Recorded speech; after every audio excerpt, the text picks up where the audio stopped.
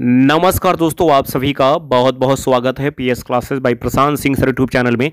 जैसा कि आप जानते हैं, सबसे विश्वसनीय और प्रामाणिक सूचना लेकर पीएस क्लासेस प्रयागराज से प्रेजेंट होता है। तो ऐसे में दोस्तों, अब तक की बहुत बड़ी ब्रेकिंग न्यूज़ निकल करके आ रही है। खास रूप से सबसे पहले दोस्तों हम बात करेंगे जूनियर शिक्षक भर्ती अपडेट निकल करके आ रही है।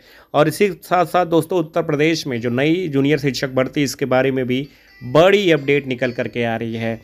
और साथ ही दोस्त हम बात करेंगे नया शिक्षा सेवा चयन आयोग के बारे में, जिसके द्वारा आपकी यूपी टीजीटी पीजीटी की परीक्षा संपन्न होगी और वो कब तक अस्तित्व में आ रहा है। तो चलिए दोस्तों, सबसे बड़ी खबर सबसे पहले आपको बताते हैं। लेकिन उससे पहले अगर अभी तक भी आपने हमारे चैनल को सब्सक्राइब नहीं किया है तो प्लीज़ सब्सक्राइब कर लीजिएगा, राइट साइड बेल आइकन के बटन को प्रेस कर दीजिएगा ताकि वीडियो का नोटिफिकेशन सबसे पहले आप तक पहुंच सके। लाइक शेयर करना बिल्कुल मत भूलिएगा। तो चलिए दोस्तों बात करते हैं। दोस्तों यूपी टीजीटी पीजीटी परीक्षा को लेकर के जो अपडेट निकल करके आ रही है कि 1 मार्च को महाधरना आंदोलन की शुरुआत होने जा रही है पत्थर गिरजाघर में, जिसमें सभी प्यारे भाई बहन पहुँचें और शांतिपूर्वक तरीके से अपनी मांग को उठाना है कि जल्द से जल्द उत्तर प्रदेश की जो सरकार है वो नया शिक्षा सेवा चयन आयोग के अध्यक्ष और सदस्य को भेजे ताकि जल्द से जल्द जो है यूपी टीजीटी पीजीटी की परीक्षा हो सके। अब ये परीक्षा दोस्तों लोकसभा चुनाव के बाद जाते हुए दिख रही है। ये परीक्षा जून से लेकर के अगस्त के बीच में होने वाली है। तो दोस्तों आप लोग लगातार तैयारी करते रहें। इसी के साथ साथ दोस्तों आप देखिए जूनियर शिक्षक भर्ती के बारे में बड़ी अपडेट आ रही है, जिसे अखिलेश यादव जी इसमें बता रहे हैं। आइए खुद देखिए। मैं अखिलेश यादव आप सभी भाई बहनों का हम तहे दिल से स्वागत, अभिनंदन और वंदन करते हैं। आज इस वीडियो के माध्यम से हम दो अति महत्वपूर्ण विषयों पर यह वीडियो बना रहे हैं। पहला वीडियो है परिषदीय उच्च प्राथमिक विद्यालयों में 41,000 पदों पर भर्ती के संबंध में। मित्रों, मैं बताते चलूं कि अभी पिछले दिनों माननीय हाई कोर्ट नंबर 36 से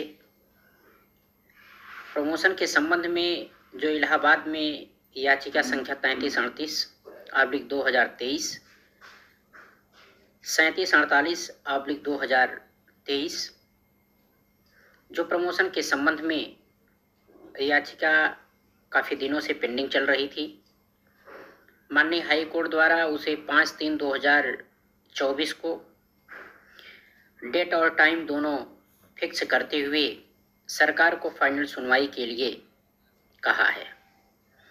और मुझे उम्मीद है कि सरकार बगैर नियमावली में संशोधन किए किसी प्रकार का कोई प्रमोशन नहीं कर सकती है।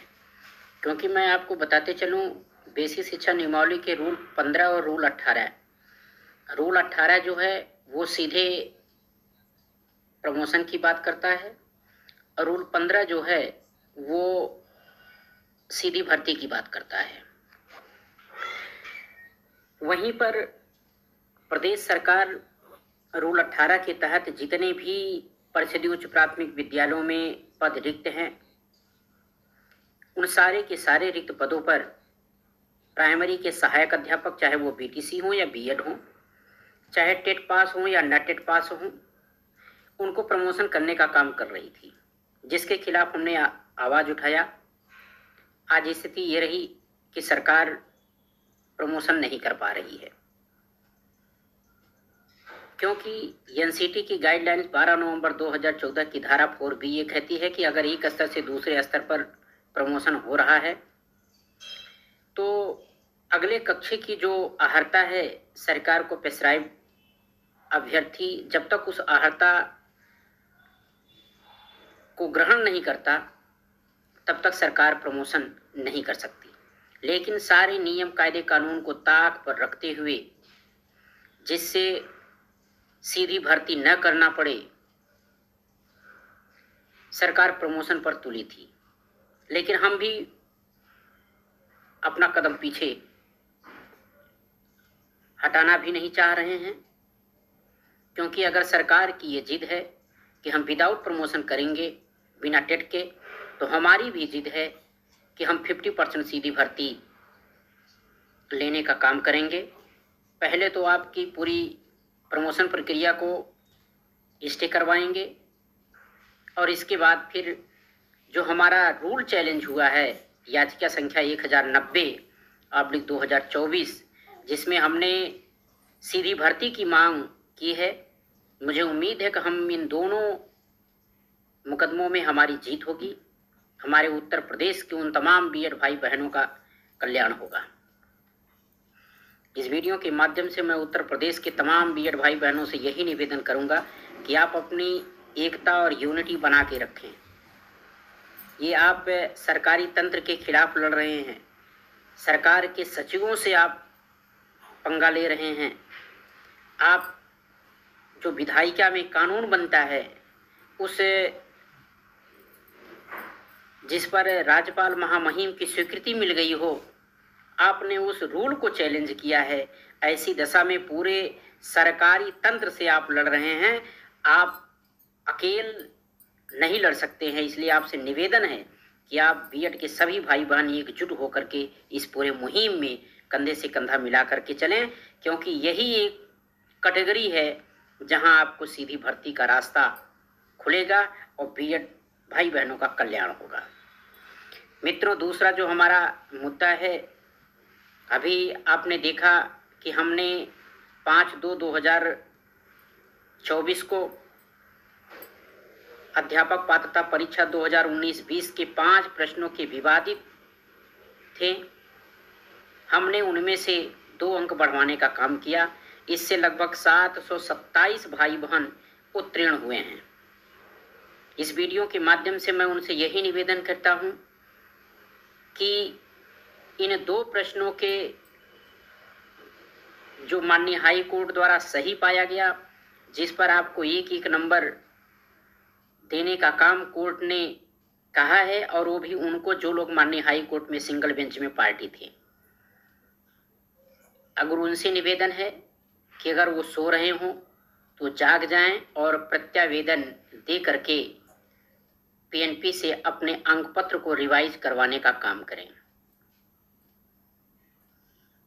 दूसरी इसी से संबंधित जो महत्वपूर्ण चीज है वो ये है कि इन दोनों प्रश्नों के नंबर मिलने के बाद भी ऐसे अभ्यर्थी हैं, खास करके शिक्षा मित्र हैं, बीटीसी हैं